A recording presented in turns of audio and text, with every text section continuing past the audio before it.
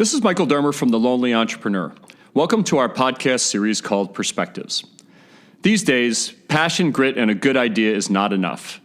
Success requires you to become a better entrepreneur each and every day. The question is, how do you do that?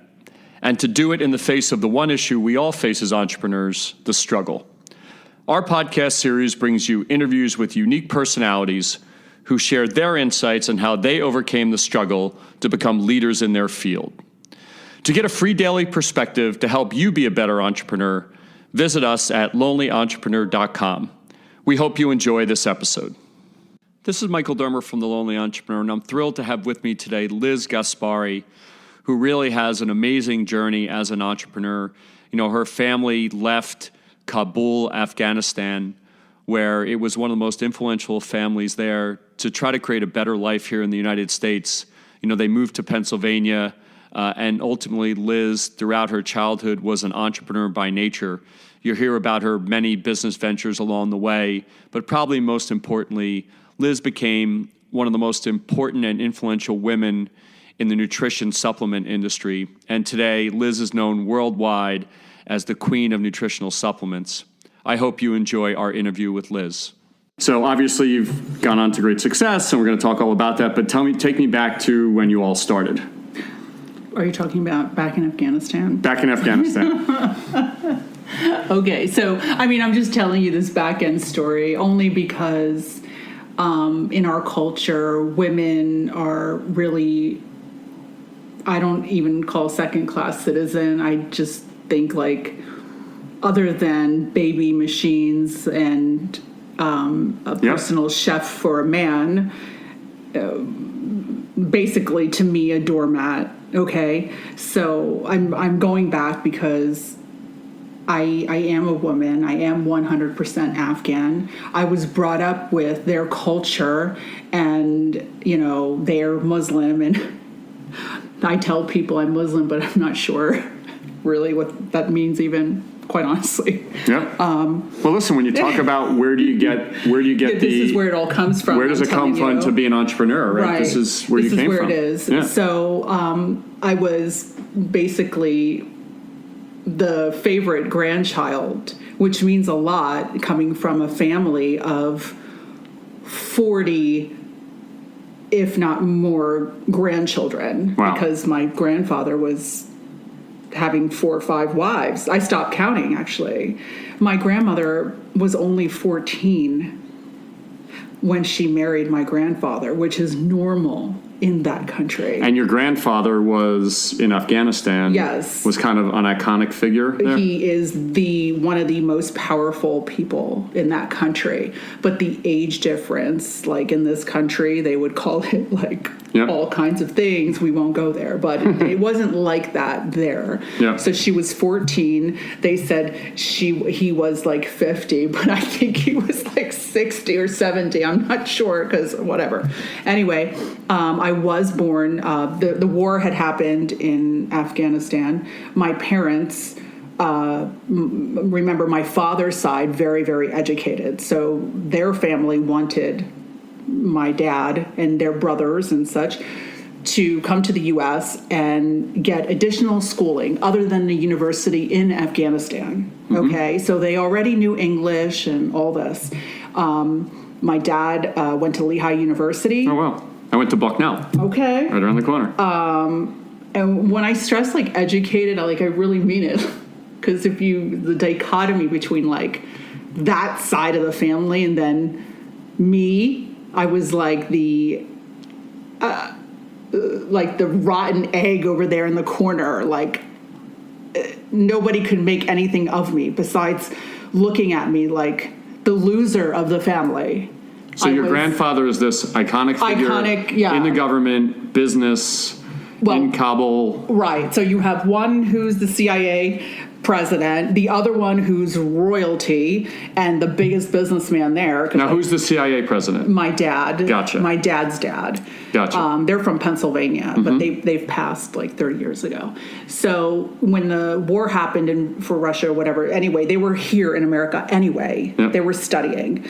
And I guess their plan was to go back, but that didn't happen.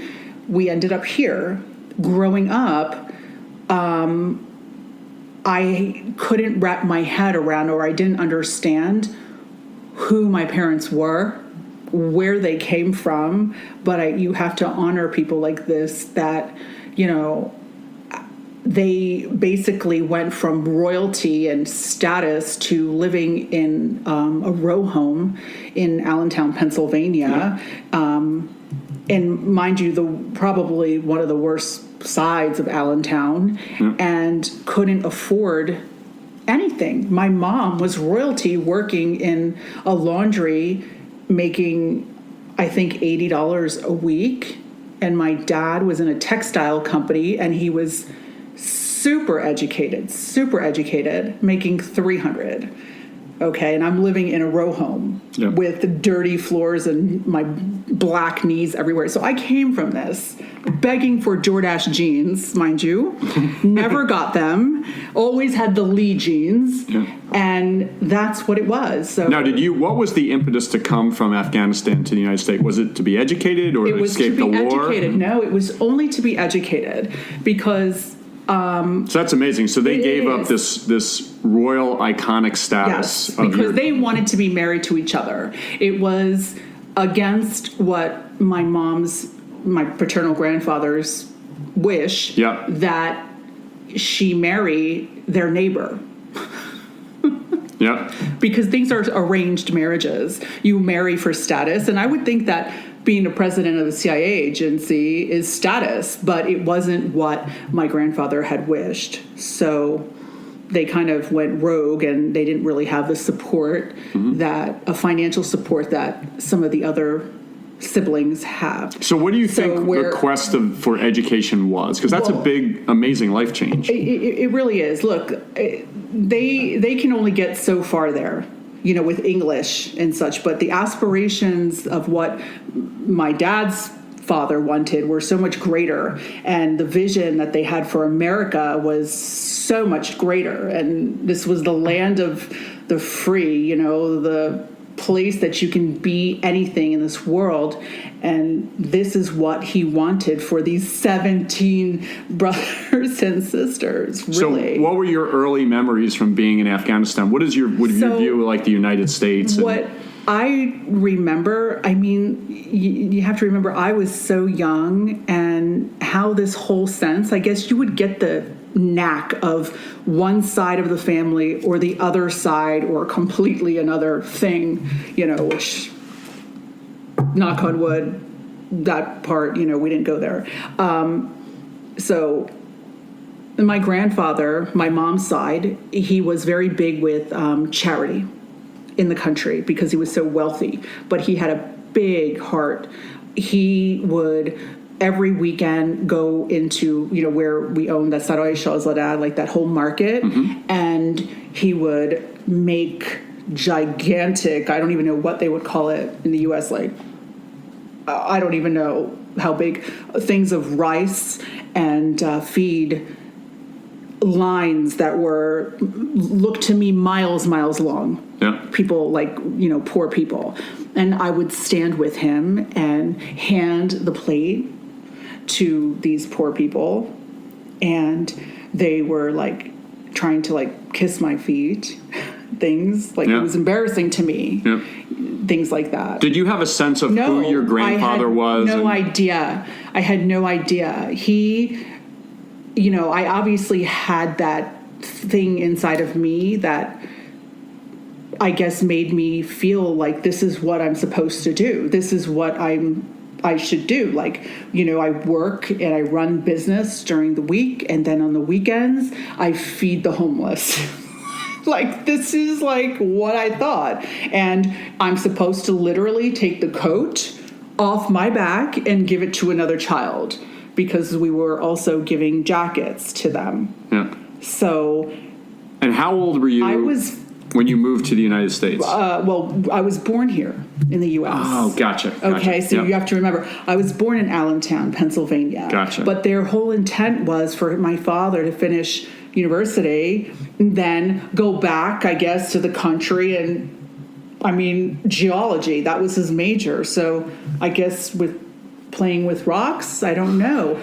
The other, his other brother is the senior chemist for Chevron. Mm-hmm. He's the one who made like the majority of their patents. The other one is a Catholic school biology teacher from Bethlehem, Pennsylvania. Wow. The other one, I mean, these people from my dad's side, like, they could be a little pain in the you know what to me, but I can't take away like the amount of education that they have and they cherish. So that people in that country could never get. So your grandfather and your father and a whole bunch of other people gave up Right. kind of iconic status in Afghanistan to come to Lehigh University in Bethlehem or Allentown, Pennsylvania. Yeah. Because they had a bigger vision of where they and their family could go. Correct. That's amazing. My father gave up his passport. Wow. And actually, when they started the war and all that, he condemned them. And wow. Imagine, people we talk about like leaving corporate America to start an entrepreneurial job. Imagine leaving, essentially, leave status, being a king. No, it's exactly what it is. They had the power that you would not see. Like if I explain to you, like a real scenario, they would call people from my dad's side of the family, BBC. This is a true story. BBC. I believe it was in the 90s. I was with my first cousin, from my dad's side, and we were in London, and BBC called him and asked for his protection in Afghanistan to go do a documentary, The Footsteps of Alexander the Great. Wow. Okay. So we're not screwing around. We're not playing. So when I watched that documentary, I was blown away by the amount of power my cousin has. And he's kind of nicknamed the Playboy General because he had this American in him too. Because he actually went to high school in Allen High School in Allentown, and his father was delivering pizza at the pizzeria because he was uneducated. So did you live in Allentown up until the time you went to like college? No, we lived in Allentown. I believe I must have been, I guess, around 14, and then moved to Cherry Hill. I see. Where my mom wanted a better life for us. So, and that whole change was really. So have you ever heard of the Tally Ho in Allentown? It's a bar. Yeah. The steak and ale and the Tally Ho, and that's funny. I'm in love with pierogies. That's how I knew Allentown. I go and I buy like 20 pierogies and I eat them all. Bucknell, where I went, played Lehigh all the time in sports. When we would go there, we'd end up at the Tally Ho. Right, exactly. And there's a brass rail. Oh, really? Brass rail? Yeah. That was very popular. So then you moved. How old were you when you moved to Cherry Hill? 14. Gotcha. And I got to tell you, culture shock, because I'm brought up now with low income people. Mm-hmm. Okay, our home sold for $14,000. Because Allentown is essentially a really blue collar, right, manufacturing town in the middle of Pennsylvania, right? Absolutely. My father didn't utilize the education that he had to the capacity, right? It just reminds me the parallel so much from the senior VP of blah blah blah at IBM leaves and becomes an entrepreneur. Somebody like he leaves a corporate law job to go work in a basement. But this is on another level. This is a different level. You're talking about leaving kinghood. Yes, you're talking about we were like the Shah, this. We had status, we had clout, but everyone knew, my one grandfather, my mom's side, that he was business. He was trader. He did everything. So when they look at me from a very young age, they always whisper to each other. I can hear them though. She got that from her grandfather. So when they came here and gave up all that status, working in the jobs, did that seem like struggle to them, or did that that's the was thing. part of the vision? No, the thing was they made it look like it was all normal. Like we didn't have much. You remember back then, I mean, people had a phone, a rotary phone. We didn't have long distance. If we communicated, it was through telegram that would come. And it was some horrible one sentence, right, usually. And I mean, we had no air conditioning. I remember as a kid looking outside and two guys fighting, okay, like ready to get into a fist fight on my block, and pulling a knife out and literally like stabbing the other guy, I guess in the hand. The guy runs into our house. I'm like 10, right? And I'm looking, and now my dad is like, oh yeah, would you like a Band-Aid? Wow. He was bleeding everywhere. I mean, I just remember like, oh my God, like these people never argued to each other and said, you made me come to this country. Yeah, right. Like my mom, right? You would hear like this, right? Yeah. I never heard that. That's amazing. It's almost like when an entrepreneur has the idea. Yeah. It's the idea, and it doesn't matter how many barbs they take along the way. It sounds like that your grandfather and your father had this vision of educating their family. Yeah. And they were just in. Yep. They were like, you're going to do this. This is what you're going to do. And I got to say, like, I feel bad for my parents because this was I'm 43, pause, yeah. But 45 years they've been here. Wow. And I don't think that they thought one time that they would never see their homeland ever again. Right. And that is like so heartbreaking. Yeah. So heartbreaking. And, my mom lost her dad in Kabul, and she couldn't go back because of the war, and all the businesses, the properties. I mean, you're talking, when I say business and properties, like we own the hotels, right? Can't even imagine. Where currently the Westerners come, the reporters go there and they stay at our hotel there. Wow. In Kabul, they seek our protection. In Kabul. I mean, you're getting some clout. Like, if I was like, thought so I was it's like cool, I would be like, do you know who I am? Right. But I can't do that because nobody cares. Well, the soul searching that entrepreneurs do the day they leave their corporate office or their corporate job, and now they're sitting in some room somewhere, and they're like, holy shit, man, I left all that. Yours is on another level. So now, so you're 14, you moved to Cherry Hill. Now, so my dad decided, you know what? We're going to take this money, from our $14,000 huge inheritance. Yep. And he was going to invest in a business. Well, wow. This business, here we're in Cherry Hill, this business was in Brooklyn. Out of anything that you can possibly do, it was called Colonial Fried Chicken. That's great. Okay, I'm like, how do you have a colonial, like, where are we learning how to make chicken? Okay, besides Afghan chicken, how are we making fried chicken? And Cherry Hill's like 90 miles, 150 miles from Brooklyn, right? Yes! It's far! It's called, now, my dad's been taking the bus, by the way, for many, many years from Cherry Hill.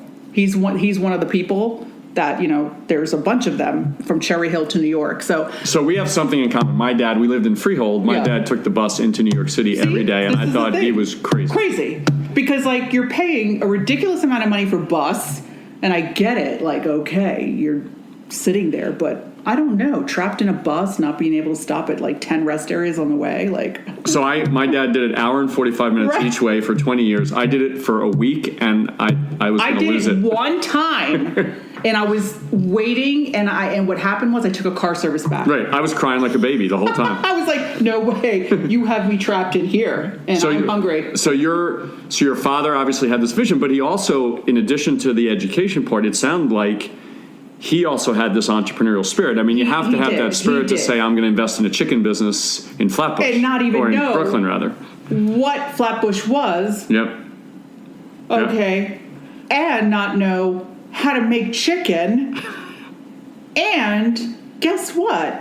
yours truly right here at that age was forced on the weekend now to go with them to the fried chicken restaurant on Flatbush Avenue in Clarkson. I will never forget it. Like, I will never forget this. Like, we would stay there until he would make exactly $1,000. Once we hit $1,000 for the day, we were allowed to go. My job at that age was making the burgers. There was a flame grilled thing in the back. Yeah. And I would spend the whole day making burger after burger after burger. And I was like, I don't even know how to cook burger. Can you imagine nowadays? Like, yeah. Can you even walk into like a Kentucky Fried Chicken right now? I'll throw up. I will completely throw up. Like, I will not eat anything with bone. Yeah. Ever again. I'm sure. I was drowning, slipping in oil and everything. Like, I watched my mom, Afghan, whatever, all of a sudden saying, can I take your order, using the register? And I was like thinking, where did you even learn that word? It's like the Eddie Murphy movie, Coming to America. Yeah. It was like the king. And I was like, what is going on? Right. And get this.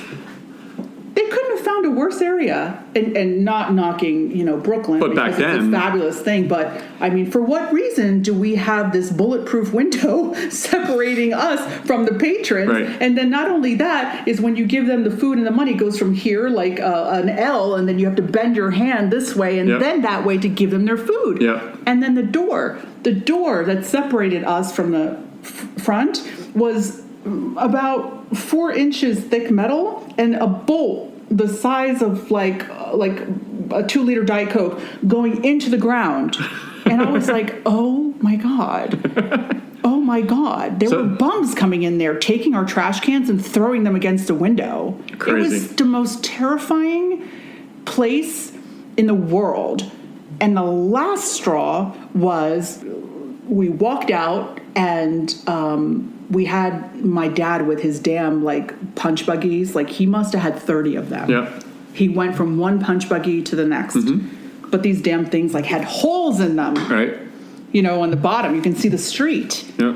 How much were these things? Like $500? I mean, I used to be like, where do you get this? That's funny. Forget seatbelts. I mean, so when you were doing this as a girl, I thought it was normal. You thought it was normal. I thought everybody does this. So when you were slipping in the grease on the floor, slipping on the grease, and he's yelling at me I got this order wrong. I can't tell the difference of what is a thigh and what is that other thing that I still don't know the difference between these things. The breast. I just will not eat it. I will never in my life eat it. Well, we went outside. It was done. It was 3 a.m. so early in the morning that the bagel store was open. And my dad was like, I have a surprise for you. And I'd be like, what? And he would bring me 2 bagels. I'd be like, oh, I'm so happy. Anything other than chicken, right? No, yeah, but you know what I mean? Nowadays, if I ask my son, oh, I have a surprise, they think it's a car. Right. I'm happy with this bagel that's hot. So of course, when you were doing that, was your thought, I'm going to run my own business someday, or no? So what I was terrible? doing was I was hustling out of it. Okay, so I took it a step further, and here's where my little thing came in. I see that we're in this business, and I'm suffering, and I mean, I thought I was suffering. My parents told me I was nuts. But I was really suffering as a child. Yeah, I was a child. Of course. What would the labor board think probably about now? Probably be illegal yes, today, right? Of course. Yeah. How you were probably what, 15, 16, 17? I was 14. I was making everything. Anyway, Raju and Babu, who was our chicken makers, they helped me learn how to bread the chicken. Okay. Anyway, I would set up a table out in front of our business, and I had video games. We had this Atari. Yeah, of course. I was selling Donkey Kong, right? All that. So wait a minute. Because they couldn't afford it. My parents. So you would sell my own stuff. You had a lemonade stand essentially for video games. I did. In front of the chicken place. I can't make lemonade because I can't cook, but I can make a burger perfectly for everybody who comes in the restaurant. Exactly. So at that age, at age 14, was probably your first entrepreneurial venture. I would say one of probably my first, because unfortunately I did try to make lemonade, but I didn't think I made it right. But I still sold it in those blocks in Allentown. Yep. I was still hustling. I would take, my dad had like Kenny Rogers, like records. Yep. And I would take it outside in my row home and I would make sale every weekend, and I would sell the Kenny Rogers thing for $1. And then I would go to the library and I would photocopy my icon, like my favorite person in the world was always Princess Diana. Oh, wow. Because I thought that that's who I am. Yep. I am the princess. Yep. The unacknowledged princess, though. Yep. Right? Mm-hmm. I guess the ghetto princess? Right? Yeah, so I would go to the library and I would take I would find the books of her and I would photocopy all the beautiful pictures of Princess Diana because she was my inspiration. Wow. She was my everything. Like, she was it. And you would sell them? And I would sell my photocopies. Wow. How old were you when you think you were doing that? I was 8, 9, 10. Wow. I was always selling Princess Diana photocopies. So this was instilled in you. This was it. Like, I was like, everyone loves Princess Diana. And everybody was like, what? Wow. So you're taking it back then. Yeah. I mean, who does that? Photocopies something and goes, I'm going to sell this now. That's it amazing. wasn't framed. Yep. And it wasn't in color. It was black. So the video games in front of the chicken stand were probably your third or fourth or fifth business. Yes, it was. It was selling, and then I would sell batteries. My dad was screwed after that because then he sold that business and he made a pretty good amount of money selling it, like a couple $100,000. Yep. But, it was well beyond our thing. So then we opened up a Zenith television place in Manhattan. And then I would take every single thing he had that was like movable. Yep. And I made another table outside in Manhattan selling batteries and stuff. That's and I great. would make like $30 and then I'd go, I'm going shopping. That's the one thing I didn't understand, that there was cost of goods. Right, so I would sell. He was like, oh, look at this stupid idiot. Yep. She sold everything and she spent all of it. But it was in you, clearly. So I just did it. So you do that through your high school years, right? 14, 15, 16, 17, 18. And then you go Pretzel stand. Pretzel stand. That was awesome. That's Had great. a pretzel stand in the malls and one in Atlantic City, this boat-looking thing. And then I was called the dough girl. And they put me literally display right in the front of when you walk into this mall. Off the boardwalk? Yeah, of There's course. This mall thing. Yeah. Yep. And they saw, I guess the management was like, no way is this little prick girl Yep. making this cash and walking out. I was pulling back on the boardwalk my IROC. Remember this car? Yeah, the old car. I filled my IROC every Friday, Saturday, Sunday, as many pretzels as possible, and it was generally 700, Wow. 800. Where'd you get the pretzels? Philly. So I would drive to Philly. The baker would have my pretzels ready. I would load up this IROC, no less, drive it to AC, put it on a stand, load it out of my car. I mean, I can imagine all that work. It's too much already. Yeah. Now that I think about it, I must have been nuts.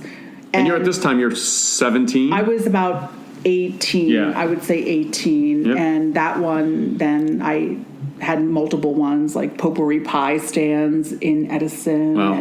And then I did one that in the airports called, I was selling protein muffins. This is where the protein stuff comes in. Protein muffins. And it was in the airport. They're like, well, you need a name. So here's my name. Muff Muffin Away.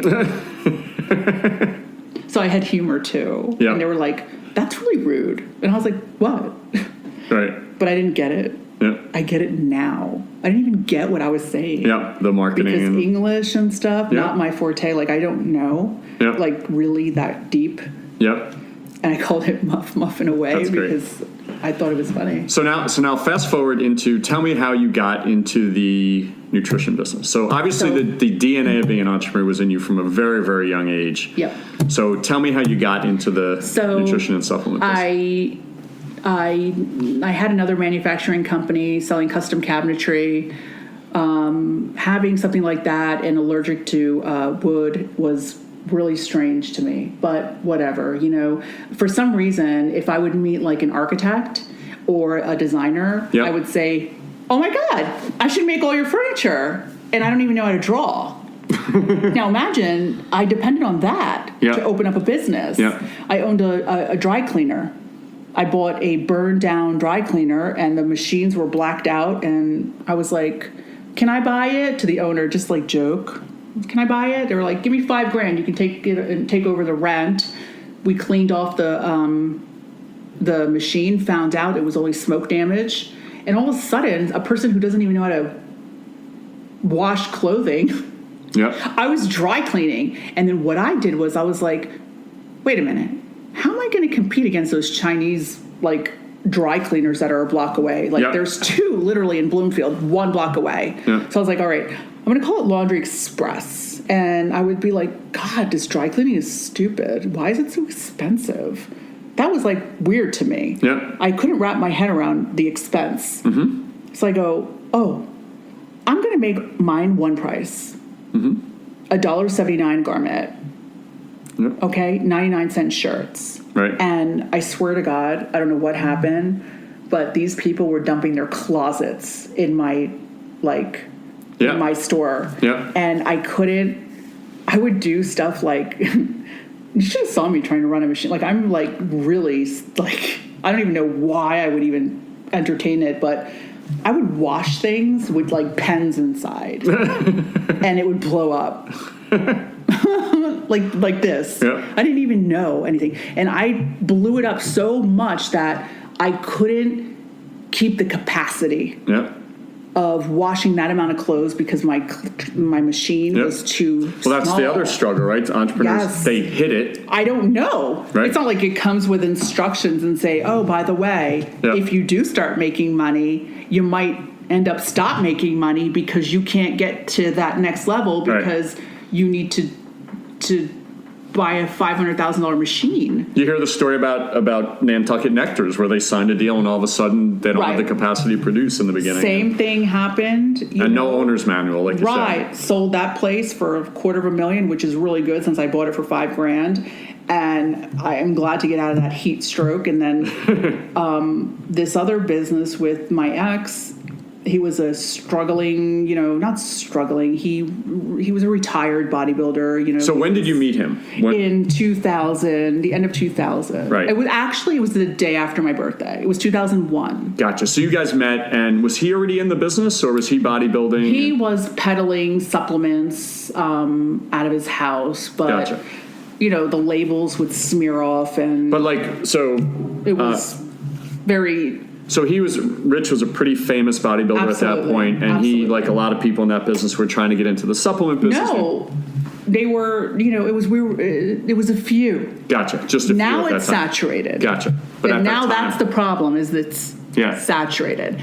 Rich was one of 2 supplement companies that were owned by a professional IFBB federation, like the most elite federation in the field, owner of a supplement company. So was he doing that before you met? He was doing it before I met him. Because he was retired. He couldn't go back on stage. He had injuries and everything. And he was pretty depressed, if you would say, I didn't get the guy that was on the covers of the magazines, if that's what you're asking. I didn't get that guy. But he was well known, right? He was very well known. I mean, if you do over 100 covers internationally, you travel all over the world. He's known for his buttocks. He was the ripped butt or whatever they called it. And, I worked out, but not champion. So when you guys were together, was it, hey, I need help with the business, or you saw opportunities? No. I was basically in, I would say hoard out. Okay. I had a personal trainer. She's like, I want you to meet this guy. apparently, from what I understand, she was just trying to get him to sponsor her, just to buy a bathing suit for her to do a competition. Gotcha. Under the brand, because that's what they do for sponsorship. Yep. And she was training me for a long time, and she was always asking me business questions and kind of knew this, and he was always complaining about whatever girlfriend or whatever his situation was. And he said, you should really meet this girl. And I was like, you know what? I don't really want to meet anyone. Yeah. Okay. And she convinced me to go meet him. I don't even know how she did it. And I was like, oh, well, he's good looking, because he was like big and buff or whatever. And I guess that was my thing back then. Not a good thing. But anyway, he had charisma. Yeah. Right? Mm-hmm. And, can you help me? And I'm going away. Can you answer the phone? So when you started dating, he was asking for help with the business? No. It was helping him with the business. Gotcha, first. Right. But then I guess his trickery was, but you're cute, And I was like, well, I don't look like those girls on the magazine that you're posing with. Brains and brawn, right? But he was attracted to, I guess, that business side of me, because the people he was around, the women, they were just like competing and whatever. And that's awesome. I mean, they're athletes. This is what they do. Yeah. But business side, this is what I do. Yeah. I'll never be there. Well, it's a great example of if you look at a technologist or a doctor or a clinician or a fashion person, they have that skill, but they haven't run businesses. So no different than a bodybuilder, right? Who says, I've got a name, right? I have this product idea. It's still early stage, but I've never really run a business before. So then you come along. Right. And you've run 100 of them. I've run, definitely 100. And, I guess there's a difference between an athlete that goes on stage and he's critiqued and he takes that very seriously, and he's number two. Yep. And if you say, well, your glutes aren't striated enough, and they're like, they're offended. Yep. And they go back to the gym and they dial back in and they get right to where they are. Where me, I'm heard no since I was little. Yep. Mommy, can I have no? I could just start asking, and the word no was flying with a shoe towards my way. Yeah. Okay, so I wasn't affected with no. And I meet this guy, and I worked so hard to get what I had at that point when I met him. Yeah. Okay, I had just got my first home. I had actually a 1-year-old, and I never believed in marriage. Okay, because marriage in my world is you're marrying your cousin, dude. Right.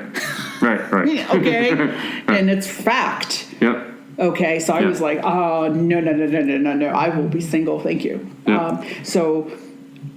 With him, he got it to the point where my manufacturing company suffered because he was demanding my attention. I was going to Rutgers University, and it was so important for me to just get that damn diploma, just for my parents, really, not for me, because I didn't even know what I was reading 95% of the time. Yep. I had like a learning comprehension problem. Yep. I've always had it. So I struggled with that. So are you and Rich dating at this point, or you're just helping him with the business? No, now we're dating. Gotcha. Right? So he's suckered me in like that. Right? Using his charisma, whatever. I fell for it. I was in my 20s.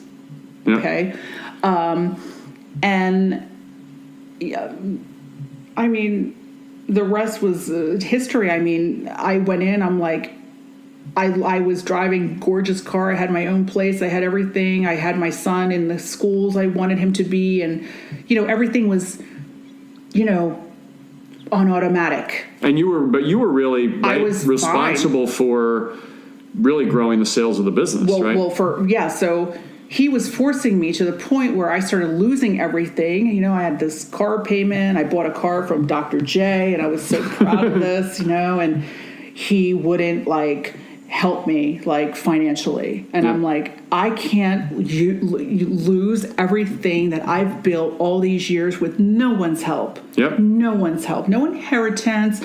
Nobody, Nothing. Yep. If I wanted clothes at 15, I had to go make the money because my parents didn't have any more money. Yep. Okay, they were working their buns off. Okay. Yep. So I had to hustle, and I go, there's no way. So he made me lose my car, my house, everything.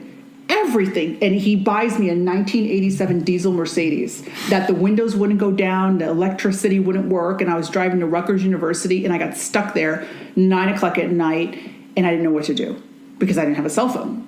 I'm stuck in Camden. And you're working, and you're spending a lot of time working on the business. Right, and I'm driving from Camden, New Jersey to Neptune, where he was from, every day. Okay, and he's like, then stay here. Here's a gas card. Right. Well, that really was great. Anyway, then I got to drive his Caravan, and I go, there's no way I'm living like this. And then I started opening up the bodybuilding magazines. I'm like, where do you market this stuff? In this magazine.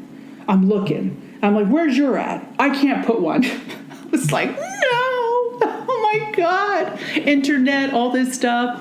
That wasn't going on. I didn't even know how to use a computer. I was good with typing. But I didn't know this, like, Word thing that you can, like, type something and erase the whole thing. Yep. I didn't know about this. I thought I had a typewriter. Yep. You remember? Yeah, of course. How long it would take to write an essay? Like, these kids don't know what's going on. There was none of that. If so you how messed long? Up, you wrote it all over again. Over, right. So then I'm like, why are you not in Vitamin Shop? Why are you not in... Do you have a distributor? He's like, no. I'm like, what? And then, I called up a distributor. I found from the magazines, I'm looking. So our way back then was guerrilla marketing. So it was going right to the stores, right to the gym, setting up tables, sampling out the products, talking about the products. Here's my email. I had to learn how to use email. And my emails are still down till this day. So learn how to do that. And my goal was to get an ad in the prominent magazine called Muscular Development in the industry. Yep. Okay. You're talking about, I was thinking, you're Rich Gaspari. Yep. What do you mean that you have no money? Yep. Like, I wasn't dating him for money, but I wasn't trying to date somebody that would bring me down. Me down either. Okay, because you had done things to that point, right? Yeah, I worked hard, and so I started hitting up these places like Vitamin Shop. They were like, no, laughing at me, and I was like, I didn't even know what I was saying. Really, what do you have? And I'm like, something that builds muscle. It's really good. Can I send you a bottle? I was sending stuff out every day. If we got some orders, I would be the one packing the orders. All of a sudden, I learned how to like do UPS and all this stuff, and if I messed up, he thought like it was the end of the world. He was screaming like, oh my God, you just cost me $6. I can't forget this stuff. But then there's this thing called refund. Yeah. Mm-hmm. Apparently he didn't see that button. Well, thank God I found it. Because I couldn't deal with that kind of stuff. So we finally got into the magazine. So do you remember your first? I remember the first sale. I went right back to my hometown in Cherry Hill. Mm-hmm. I go, oh, you know what? I think there's a supplement store. I go in. A friend of mine owns it. Went to high school with him and talking, shooting shit, whatever. Yep. And he's like, what do you do? And I'm like, I run a supplement company. And he's looking. He goes, supplement company? Like the stuff behind me? I go, yeah. He goes, really? Because that was weird for me in that world. Yeah. And he's like, well, then he finds out I'm dating Rich Gaspari. Well, he was a huge fan. And he's like, no way. It was our first sale in a store for $3,000. Wow. When I gave him that order, it was as if he won the lottery. Yep. He was so happy. Because remember, he's peddling one bottle at a time at a gym. Yep. Okay? Yep. And I'm like, you know what? I'll have Rich come here to your store and sign autographs. Mm-hmm. I didn't know that there was a word for it. Yep. Like an appearance. Yep. I didn't know that. I didn't know anything I was saying. Okay? I didn't even know how many times he competed. I didn't know anything. I still really couldn't tell you, really. So from that, he was so psyched. And then I was like, we got to hit a distributor. I took him to an expo. I made an appointment. Distributor was waiting for us at a certain time. This one, who's the champion in the world, hundreds of coverages, outside, throwing up, frightened, white face. I'm like, what are you doing? He goes, I can't do this. This is stupid. And I go, you are. Was he going to be on stage at a trade show or something? This is, I guess, the mentality. For them, it's perfection, as close to perfect as possible. And they can't hear. He can't hear. He couldn't hear anything else. And I just remember it was the biggest struggle to get him to walk in there, and he caved. He was shaking. It was like, oh my goodness. And here I am, the one that's got public, what is it called? Public speaking anxiety. Yep. And I did have it. I couldn't finish college because of it. Yeah. So, and here I am talking to you on this thing, this gigantic thing, right? Okay, and doing reality shows, but okay. Yeah. He finally gets in there, and I go, okay, you stay 5 rows this way. I'm out. I'm going to see them. I get the guy. I'm like, hey. And they're like, oh, hey, nice to meet you. Great guys from a distributor, Europa Sports, and they're actually the largest currently. Yep. They were smaller back then, but now they are this thing that has grown, 20 years later.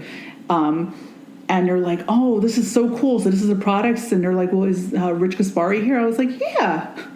He was rose down, throwing up. I was like, hey, Rich, they want to meet you. And they're like, where is he? I go, he's right there. And they go, oh, man. They were like, oh, it's an honor to meet you. And then he was back where he's in his comfort zone. Yep. Where it's like a fan talking to him, making him bringing him up. Yep. And I'm sitting there and that was they go, and my big thing was, this is what they would do to me. Could you take a photo of us? Right. I became like a photographer. Yep. Okay. So here I am taking pictures everywhere I go. And I'm like, oh my God. Okay. But I didn't mind.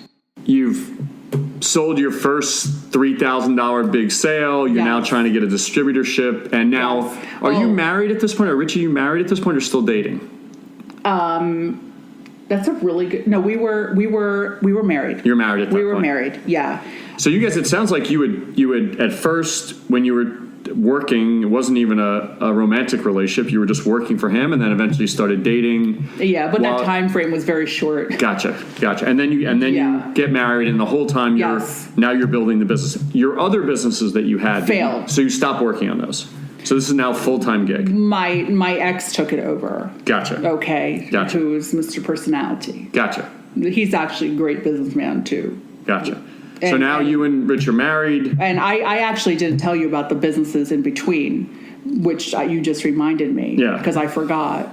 Oh, I'm sure there's tons. No, between the pretzels and then this thing was, and between right before the dry cleaner. Yep. With my ex was nightclubs. We ran nightclubs. Where? In Jersey. Where in New Jersey? Do you remember? Jersey City. Okay. Foxes. Uh-huh.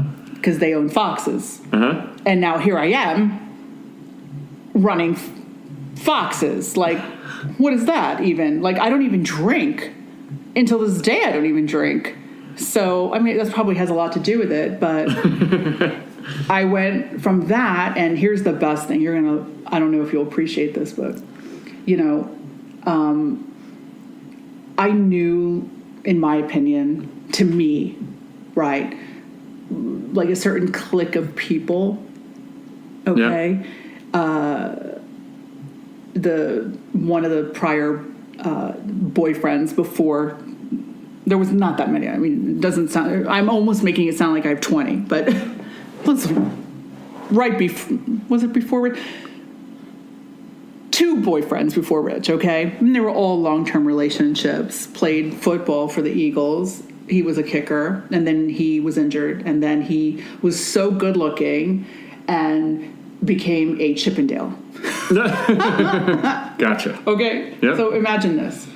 And then what happened was all those guys were always sort of hanging out around with each right? other. Yeah. And it's funny because those same guys who are working out and looking like this were all guys that were, their dream was to be what my ex-husband was, which is an IFBB pro bodybuilder. That was their thing. Wow. But they were good looking, but they could 8%, 99, 100% of them, I don't remember any of them actually, ever getting their pro card.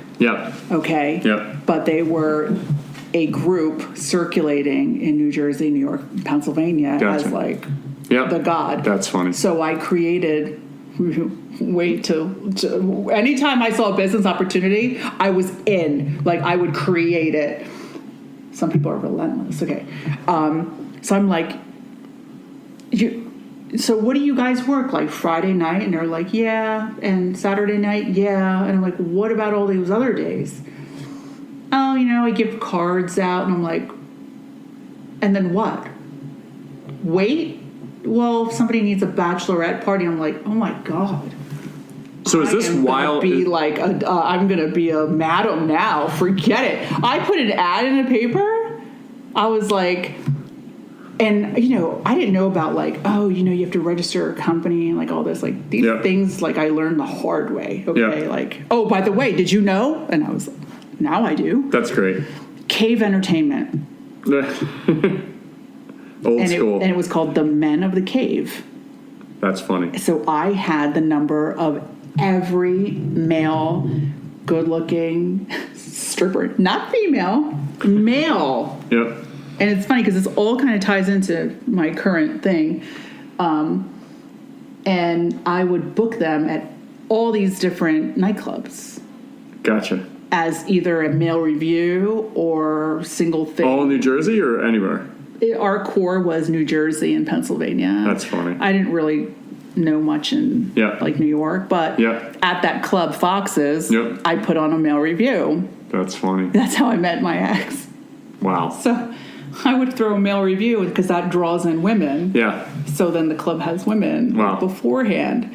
So I just started booking all these guys all over the place. So was this before Rich or after Rich? Before Rich. Gotcha. Yeah, so this is just one of the businesses. These are just these things I just throw out of nowhere. Right. But when I had that, I had the pretzel stand and a potpourri stand and this stupid other thing I created out of the blue, which was Relax Pack. I would fill up corn in a fabric and you would warm it up and you'd put it around your... I don't even know what the hell it was. That's great. Do you know what I'm talking about? Yeah. We called it the Relax Pack. And I had my mom sewing it for 8 weeks during Christmas. That's great. So whatever. So now when you're married to Rich and you're building the business, you're having a lot of success at that point, right? No. You're not. No. I mean, from what he did to us starting to get nicer sales through stores, from making $40 to making a couple thousand and then having a couple of those and they're reordering. Great. We hooked up with a formulator who was actually pretty good at what he did. We made a creative kind of concept, which I'll show you later. And when we went to that distributor, they were so in awe of meeting Rich, and they were like, "Wow, we would love to take your product on." I don't even remember if they really looked to see what it was. Right. Okay. Yeah. And they told us we had to get insurance. Yep. Well, you can't get a PO with these companies without insurance. Yeah. So product liability stuff and all that. Yep. So heck, oh my God, we had to figure that out. And he's like, "Do you know it's $10,000? Well, no, but do you know that if we don't pay it, we're never going to sell to any of these kind of places ever? Plus, it's a liability anyway." Yeah. So I convinced him to sell it. I swear to God, the guy said 30 days the PO. I got yelled at from day 1 to day 29. Yeah. 29th day, I called and I was like, "Do you have the PO? Because I don't want to say that this one is freaking out." Yeah. Right? So I would just take the hit, and I would just be that person. And they were like, "Oh yeah, I'm sorry about that. We're just backed up. I'll shoot it over to you." That's Shot great. it over, and he was like, I think it was even 20 grand. Yeah. I mean, that's like payday. And I'll never forget the day he told me, if we can just have $250,000 in that bank, we're set for life. Yeah. We're set for life, he said. Well, guess what? I could, at that point, when the business started taking off and I started, getting bored with the United States, because I had tackled all the distributors in the U.S., in our market. Yeah. I started hitting we hired a national sales director to handle the U.S. I managed the Vitamin Shop account because I landed it. Yeah. I managed it. I landed bodybuilding.com, which is the number one website for supplements and stuff. And they've been friends of mine for so many years, these young guys. Yeah. And I remember they were so small. Yeah. They sold the damn thing for over $150 million. Yeah. They're my age. If not younger. Yeah. 30 in there, maybe 40. Yep. These guys, it's incredible. And then they shot off, and one went to Muscle Farm, and they became like a powerhouse. It's just so cool to see people in our industry go from we're all hustling, pedaling, and guerrilla marketing, and we're all I felt like we were in a circus. Everywhere we would go, it's there they are again. It was we never I'm in Europe, there they are. I'm in Boston, there they are. It's I felt like a circus. I was what is this circus thing? Yeah. I never could wrap my head around. Yeah. I guess for people that do expos, they're well, yeah, you idiot. This is what we do. But I kept thinking, it's circus. Yeah. I couldn't explain it any other way. Why are we all in the same place all the time? Well, because we do the same thing. Right. I'm oh. Traveling circus. Right. And then remember my background being Afghan, I speak Farsi fluently, where a lot of the people who have the supplement companies, they don't understand culture. Okay? And there was another brand out there, and 2 brands or 3 brands that they did okay overseas. But then when this little monster here, Liz Gaspari, comes in, and I understand how to treat a customer, but with the cultural backdrop. Yep. Okay, I took it to another level. Yep. They became like my brothers. I was the first one to have one Middle Eastern distributor who handled all the countries. And when I was selling it piece by piece by piece to all these little guys, I was doing 500,000. I said, you know what? I became close to this guy, Abdullah, from Dubai. And his nickname is the Godfather. Okay? He's really funny, really funny. Yeah. I made a contract with him for $6 million. Wow. $6 million. Must have been like winning the lottery. Well, yeah, but what I did was I will walk around the show. We walked around the show with each other, and everyone would be like, oh my God, that's Abdullah from Sport One. Yeah. Oh my God, he's the most powerful distributor in the Middle East. Yeah. Oh my God. And you know what? They still can't wrap their head around Middle East. They don't even know, India and Afghanistan. That's not the Middle East. Right. They don't know what the GCC is. They don't even get it. They don't even, and that's the other thing. Yeah. So, I'm familiar with Lebanon. I'm familiar, been there. I've been to Afghanistan. I've been India culture. My dear friends and distributors are Indian. Anyway, they would see that we kept growing, and I had so much clout overseas that it became 65% of my business. Wow. And I dominated. Not to mention, I was the only woman in the industry. So tell me, in this kind of a position, in a power playing position. So tell me that element of the struggle, right? So there's 2 things you're talking about. One is you're looking in the U.S. and you said, I've saturated. There's probably other people in the market at that point. And I had to let another employee do something. Right. And then you say, I'm going to go overseas. So you go find a playground where nobody else is playing. Yeah, right. I started in like the Netherlands. Yeah. And one gentleman, he kept saying, I need a pro forma invoice. I was like, what the heck is a pro forma? Yeah. I struggled for like 2 weeks to figure it out because I don't know who to ask. Yeah. My husband knows nothing. Yeah. Really, legitimately, Yeah. nothing. Yeah. Okay? I finally said to him, Dirk, can you do me a favor? He goes, anything. I go, could you send me a sample? So I got into this big thing of, can you send me a sample of the document that you wanted? Right. I looked, this stupid thing was an invoice. Right.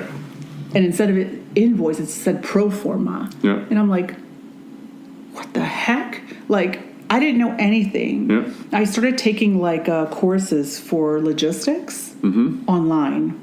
Okay. To understand, Yeah. how to maximize containers, like, different trade things. And I actually enjoy it. Like, it's one of my favorite things to do is being in the warehouse and logistics. Yeah. So I started to, instead of bringing all of these big giant proteins into my warehouse from up north, Buffalo area, Yeah. or Canada, Yep. okay, spending $4,000 on a truck. I started this new thing where I go, they were always crying about pricing, and I said, okay, how about this? I'll give you this price. Right? This is maneuvering. This is how are you taking it to the next level? How am I going to do it? This is how I'm going to do it. I have 100,000 square foot warehouse, but every time I bring something in, you're handling it, right? That's time. That's money. That's waste. Yeah. So I said, all right, well, you know what? I'll give it to you at this price, but you're going to pick it up from Buffalo. Yep. Okay? Even though they were bringing it back to New Jersey themselves. Right. Either way. Yep. Right? But it was mined. But just thinking about things a different way. Exactly. I had to be different. So the manufacturing company that I was dealing with, we learned together Yep. on how to maneuver. And it just wasn't that. It was even worse. It was, oh, did you know? Every country has a different law. But We didn't know. But what you talk about is exactly what we talk about in The Lonely Entrepreneur. We say the difference between success and failure is your perspective. You think of your two situations. One is just how am I going to manufacture and ship it? And the other is, I'm a little bit saturated in the U.S., so what do? I'm going to go to a playground where no one else is playing. That's just a different perspective and way of looking at it. Absolutely. And my thing was, you know what? If you order, I'll send my ex-husband, whatever you call him now, I'll send him out there. Yep. And it was awesome because then those are like my vacations. Yep. Oh, he's gone for a week. I can relax. And they get an appearance. They set up an appearance for him. They'll have like 5 days, and they would, let him be who he is naturally. Yep. Which is that, world-class bodybuilder. Yeah. So it was the diversity. So he did that, right? Yep. And I did this. So then I set up, because I know he likes to train, okay? So Yep. then I would set up a contest, train with Rich Gaspari. Then it was changed with the Dragon Slayer. Then it changed to train with Team Gaspari. Yep. Okay, and then I ran worldwide contests from one distributor to the next. So I said, okay, that's not going to work because this side could be stronger than this side, obviously, because the demographics, right, and the laws. I said, you know what? I picked certain countries, and I said, I'm going to let you run this with all of your customers, your stores. Yeah. You run the contest. So your focus really became international. You said it became 65% of your business? Absolutely. Wow. So, do you think had you not looked at it from that perspective, do you think you would have been as successful? Absolutely not. Because that's not a natural, right? It's not. No. Obviously your background laid into it. I felt like I was just comfortable with these customers, and they felt so comfortable with me Yeah. because I was like a sister. But you didn't know that when you No. first started. Absolutely not. I had no clue. I mean, that's what the struggle the entrepreneur goes through. They say, I see an opportunity, but I don't know. No, but you got to ask. Yeah. Like you go and don't be afraid to ask. Yeah.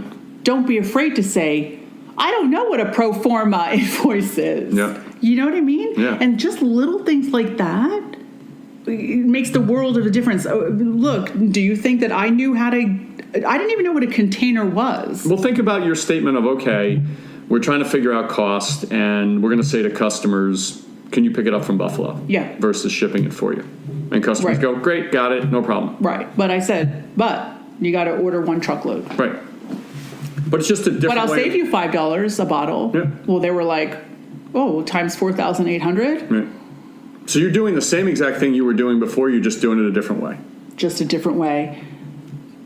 It was easier for me to sell loads like this than one to one person. So think about what you're doing. You're guaranteeing volume because they have to buy a truckload. Exactly. You're reducing your cost. You're saving them money. See, that's what, while entrepreneurs don't have a fleet of 100 trucks moving back and forth because they don't have the resources, what they do have is the creativity to think about it differently. Exactly. Which obviously you had from age 6. But Yeah, but I listen, if I thought about this concept, yeah. I wouldn't have had 100,000 square foot warehouse that we were paying $5-6 a square foot. Yep. Right? Yep. So there's all sorts of mistakes that we had made. Yeah. You know, Vitamin Shop, they were the best. They would say, if you want to know what not to do, follow Gaspari.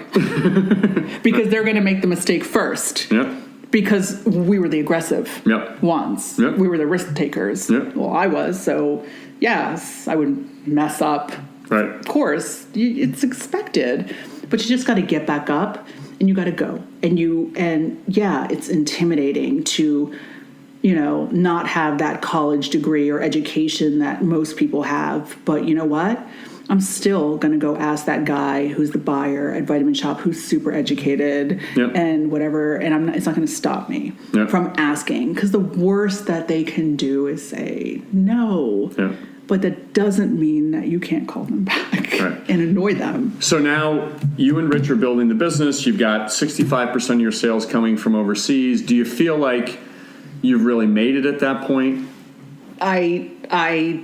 Yeah, I mean... So you have a year, 2 years, 3 years, a couple of years? How long did you have a nice little run there for? I think our run was pretty good. We had about 5-6 years of doing over 60 million a year. It's amazing. Yeah. I mean, there was a point where I was just like, money was nothing for me. You can never think that you can say something like that, but it was that much money. So think about... And I even started to get bored with the realm of the circus that I said I was around all the time. I called it a circus. Yeah. So I started to tap into celebrities. Okay, because I'm like, all right, we keep doing these bodybuilding magazines, which are fabulous, right? We keep tagging our customers, which is fabulous, but I really, really, really got bored. Yeah. And it was too easy. Imagine that, right? Imagine that. From Allentown. Do you know, I remember my assistant being like, you didn't process these 2 orders yet. These 2 orders were like 5 million. Yeah. Yeah. It's funny. And I had it in the warehouse and everything. I was just like bored. It's amazing. Right? To think of it that way, right? Yeah. So I just started tapping into the celebrity market. I love people. So, I start to bond with them and we keep in touch. So I stayed in touch with Camille Grammer. Right? And I threw a party for Rich at her house. Imagine that. Yeah. Who in my industry? Right. Okay. Well, let me take off on that, because the other thing we just started talking before is being a woman in that industry. Oh, yeah. Because were there any women in that? I mean, there might have been women bodybuilders, but there weren't any women on the business side, right? No, like I not in my position. Not at all, because I couldn't tell you anyone besides like Jack LaLanne's wife, right? Or the Weeders, who own the Weeder magazines, like the wife. But I felt like kind of that we were in different categories. Yeah, absolutely. Right? So... But that must have been a wild it was acknowledged. Experience. It was definitely acknowledged, and I remember my distributors and Vitamin Shop saying, you know, I was really close with them, Vitamin Shop, and they were like, you know, you're the most powerful. Must feel good to be one of the most powerful women in this industry. And I said, why do you say that?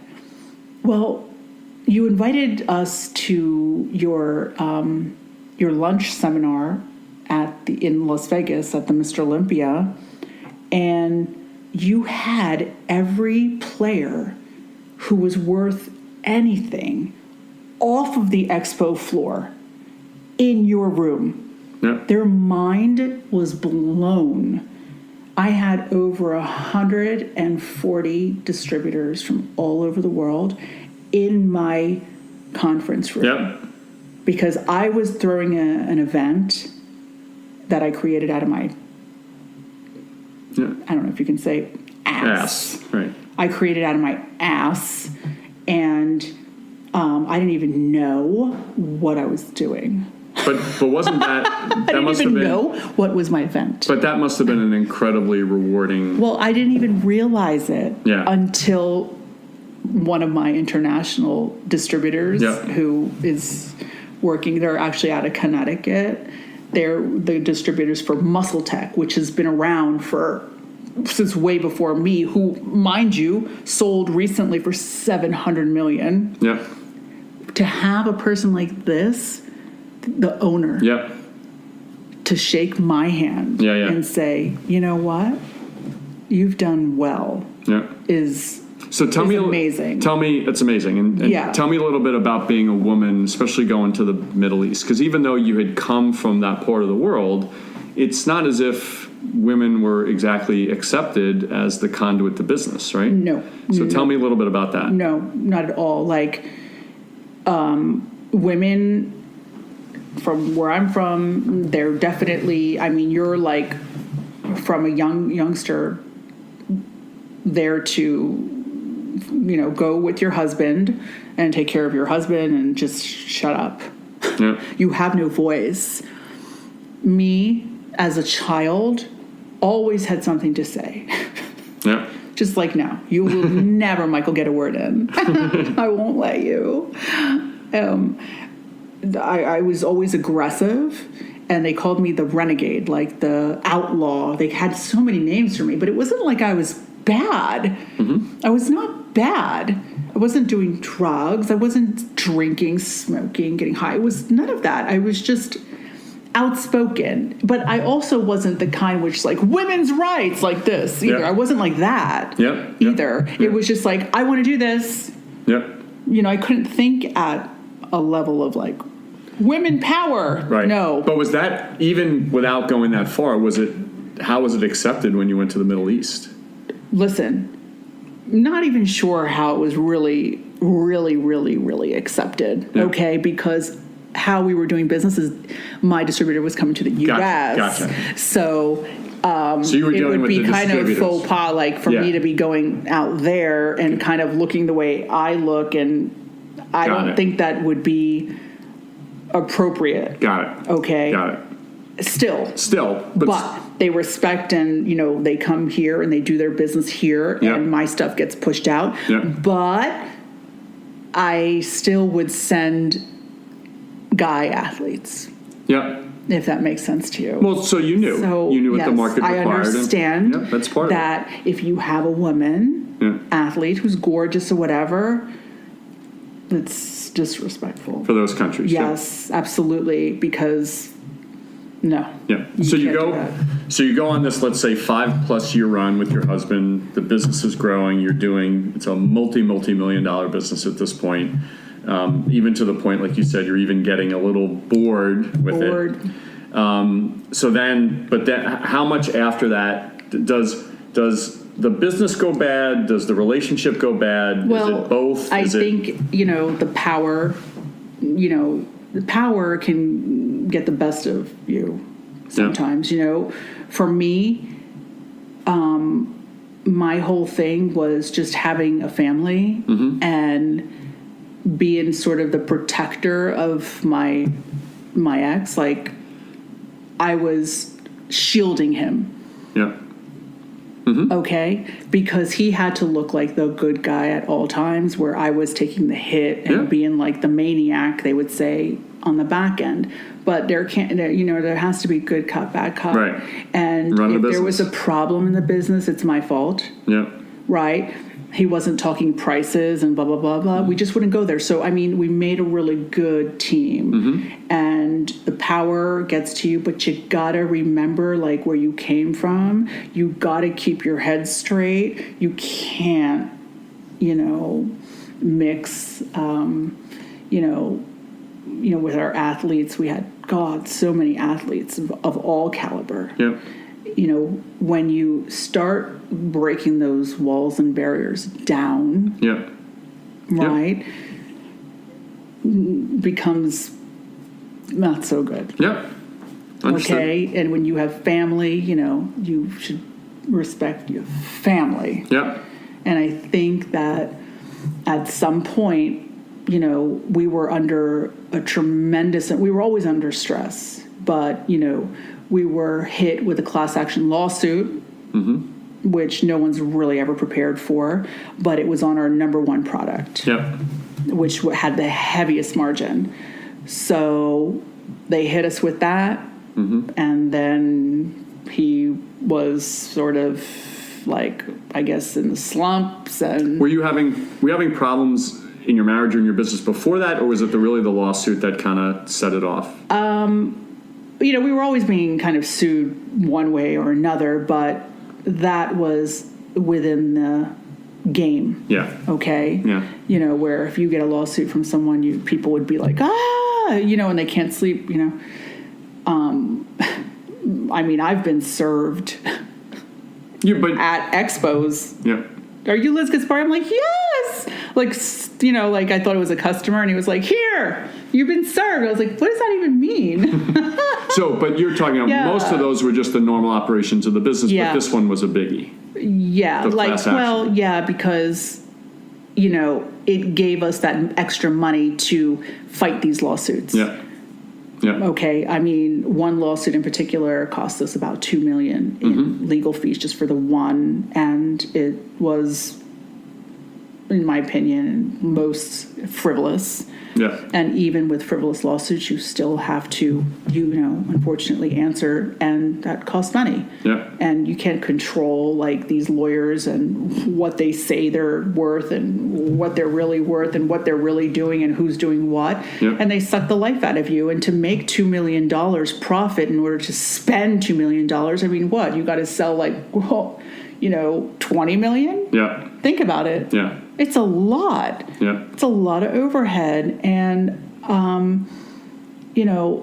I think when you look at it from this side, maybe having an attorney from the beginning within your own industry that looks over your strategy or looks over, a name of a product or looks over the label of a product. Yep, insurance. It's worth its weight in gold because, at the beginning, right? Remember the story in the beginning about you can't even afford it, right? You can't even afford insurance. Right. So most, I guess, people are just copy and pasting a label from one thing to another. But there's law, there's FTC regulations, there's, you got to follow them, right? Yeah. Long ways from just, setting up camp and selling video games in front of a chicken stand, right? Right. So So now you start to have some issues in the business.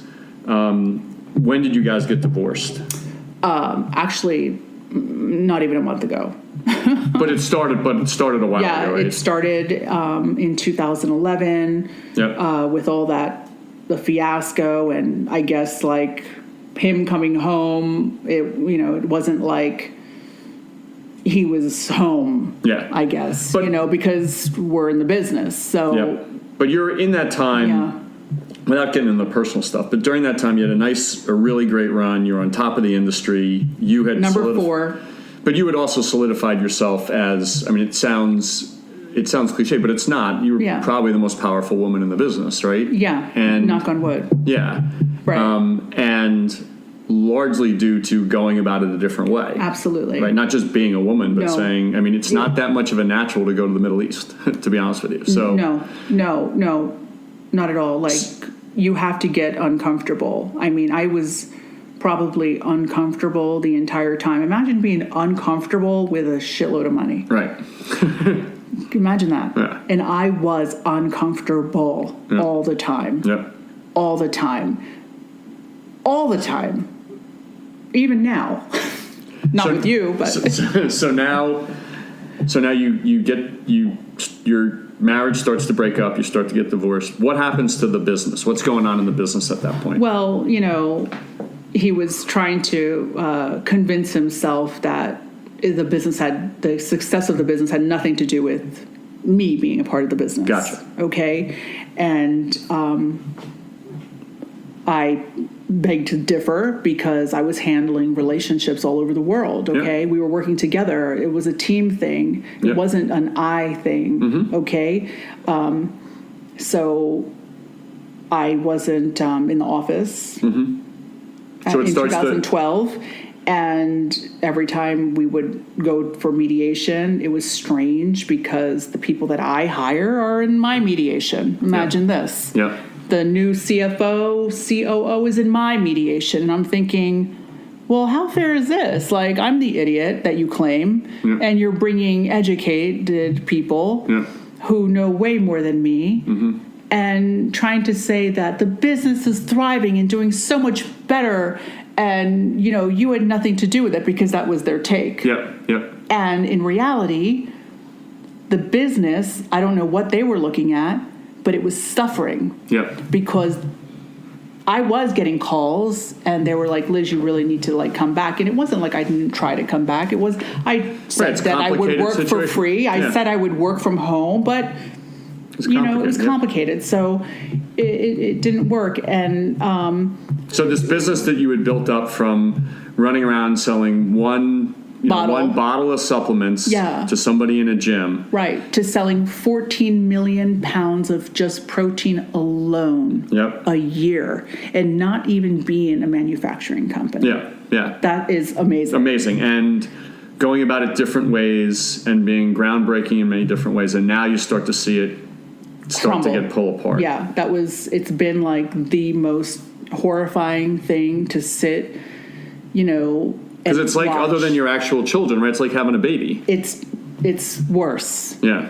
It's worse. It's because you have this, it is like having a child, but you also have a lot of children that work for you, that this is their livelihood. Mm-hmm. So we're supporting tons of people. Yeah, when my business almost collapsed in the financial crisis, the first thing I thought about were all these other people. All the people that work for you. Right. They were devastated. The athletes' contracts were being cut. Yeah. They were offended.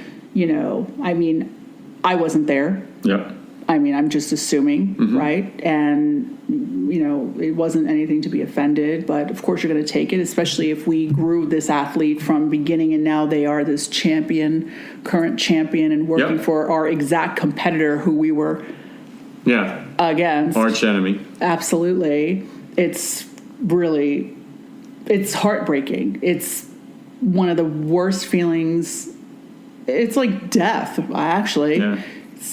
I don't think I'll ever get over that feeling. Yeah. Okay. So was that, in the context of this whole story, what was the loneliest day and the happiest day? If you look back, because I want to hear the next part of the story, because it's a great comeback too. Right. But I want to hear up to that point. What was the loneliest day? What was the happiest day across that run? The loneliest day during this, 3-year hiatus of having a non-compete, gag orders, and one motion every Friday hit at me by email, was the day that I finally got my divorce finalized, which I thought would never happen with these lawyers. And me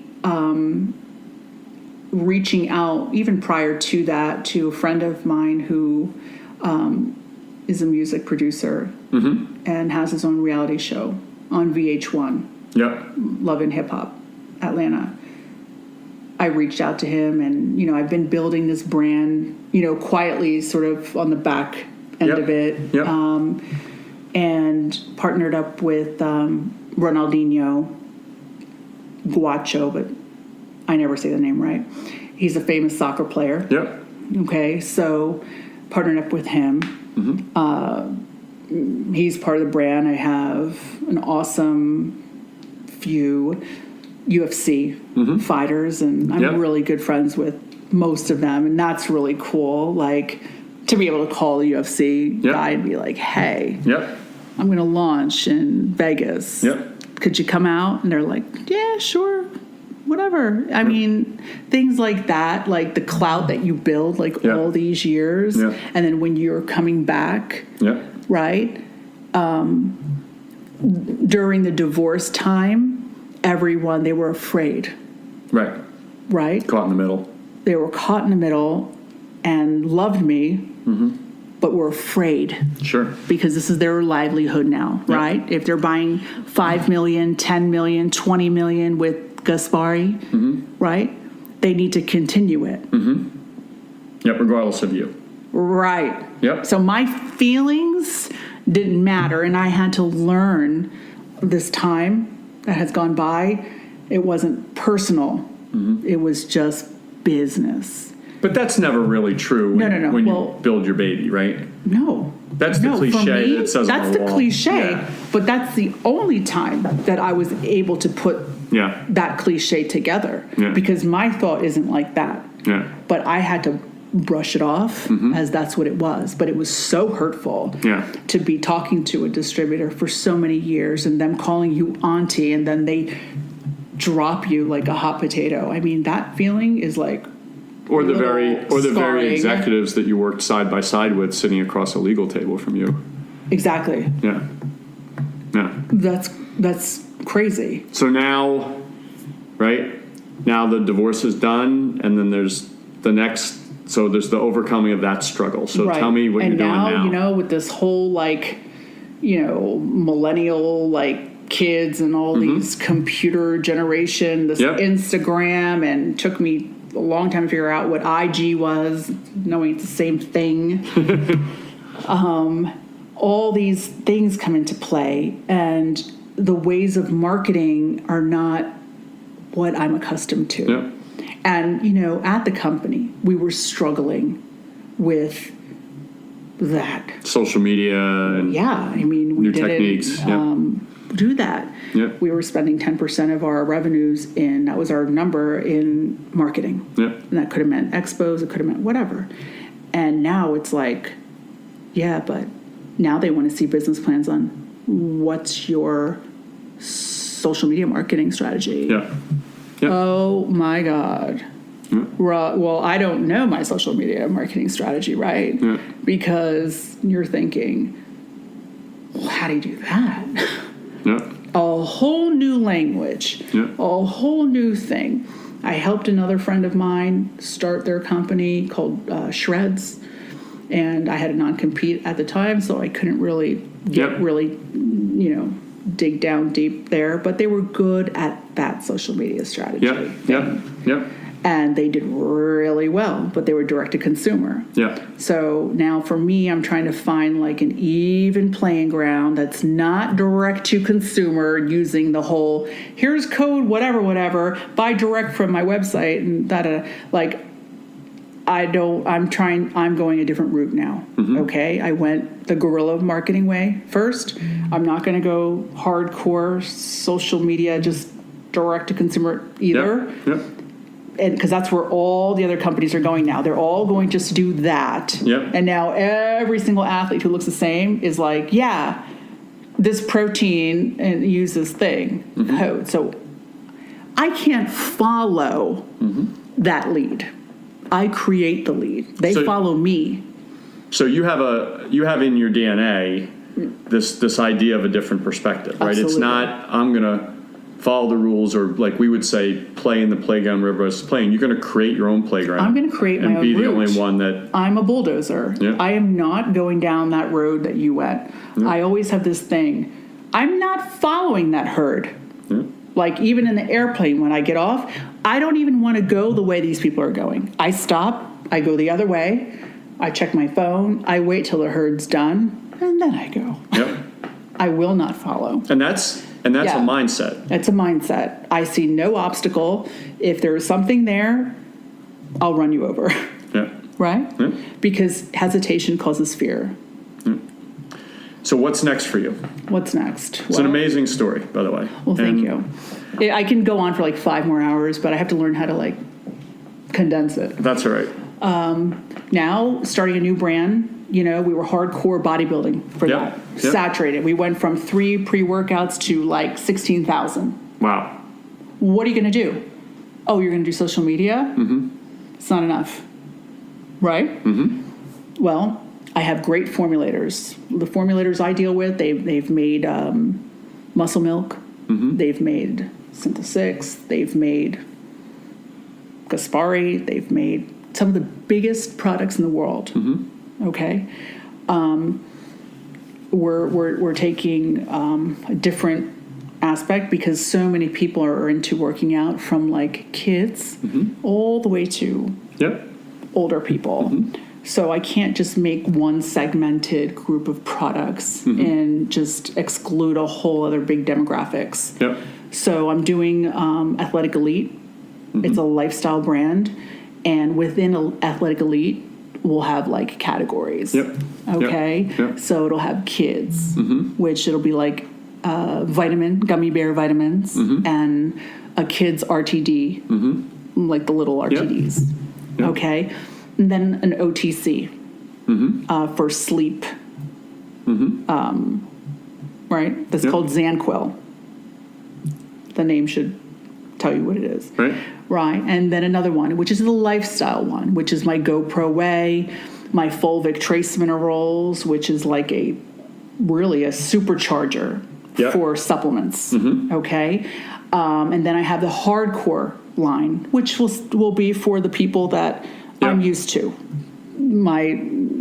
where I come from, the bodybuilding segment. And we're also developing one for just females. So I have all these different segments. So I have my umbrella, which is Athletic Elite, and taking it on with my partner on TV, getting into the music business and with athletes, and just bringing something completely different into the game. So it's funny. I normally conclude a lot of these interviews with saying, so what do you think about the statement, the difference between success and failure is your perspective? But you've been talking about that for a half hour. Right. It's kind of who you are. It's exactly who I am. What comes up comes down, right? Yeah. You have to fight. You have to fight to get back up. And never settle. Never settle. I won't settle. I'll just keep going. You'll hear you're crazy a lot of times, but it's okay. There's all levels of crazy, right? Well, like you said, you got to get comfortable being uncomfortable. Right. It's the name of the game. You're doing something new. If I'm not uncomfortable, I'm not doing something right. Great. Well, listen, I so much appreciate. It's an amazing story. Thank you. It really is. I know that you've been doing it since the chicken stand, but to get to the point that you got to, because I think just looking from an outsider, to be in that industry, for the industry to be new, to do it with a bodybuilder that wasn't a business guy, right, and to do it as a woman, and to do it outside of the U.S., right? If you look at all in places like the Middle East, where it was hardly accepted and certainly not accepted with a woman as the face, is an unbelievable accomplishment. Well, thank you. I mean, I'm proud to like pave the way for women from countries like mine. And I do get like little side messages on Facebook, you know, and they're actually still sort of covered up and, you know, the burqas and stuff like that. And they go, you know, you're an inspiration. And that means the world to me. Well, I can tell you that one of the reasons why it's great to talk to you is that all these things about overcoming the struggle is what the Lonely Entrepreneur is really about. It's really about how do you take these real life experiences and not just say, I have to have passion and grit, but how do I do it better along the way? Your example of, I'm going to have somebody pick it up from Buffalo is just another way of doing it. Your example of, I decided it was saturated in the U.S., so I went the Middle East. You could have just gone to Pennsylvania and tried to sell the next distributor. Well, exactly. A smaller distributor. I just focused on the bigger ones. I could have went bigger and then smaller guys. But I went bigger and expanded. Well, I don't think, I hope you realize like how much this actually helps people on the ground and entrepreneurs who are doing it. So. I hope so. I just want to be able to give inspiration and hope to people that do want to create a business. And, you know, you're going to hear from all kinds of people, all these negative things, because you know what? It's not within their DNA. It's not within who they are. They're like my father, book smart, right? He did dabble in the business and whatever, but at the end of the day, he was good with being, you know, on the clock, you would say. But, you know, there needs to be, this country wouldn't work if there weren't people like us out there. Thank you so much. Thank you. Thank you for joining us for this episode of Perspectives, the podcast series from The Lonely Entrepreneur. To listen to this episode, visit us at lonelyentrepreneur.com/podcasts. Our mission is to turn the passion and pressure we all feel as entrepreneurs into success. To do that, we created the Lonely Entrepreneur community to be your one place to turn to for answers. To learn more, visit us at lonelyentrepreneur.com. And thanks again for taking the time to listen to this episode of Perspectives from the Lonely Entrepreneur.